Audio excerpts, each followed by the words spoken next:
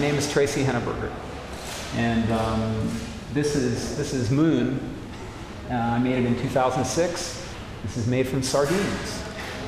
So to get this pattern of movement, I started off laying the first lines down on the flat board, and then I just built the layers up higher and higher. So they're 2 deep here and 2 deep here, and then they get 3 deep and 4 deep.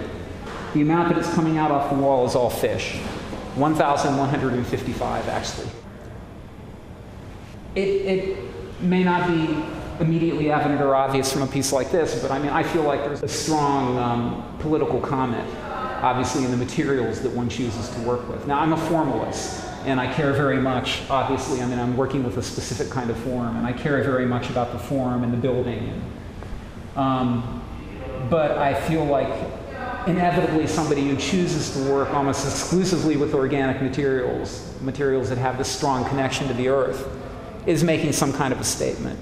And I have work specifically fish work that's much more aggressive than this. You know, red snapper heads that have the mouths wide open and big teeth showing, and you know, and those pieces are probably more of a, you know, of a direct comment on vulnerability and on loss, because you know we live in an age that, generally speaking, has pretty much contempt for its environment.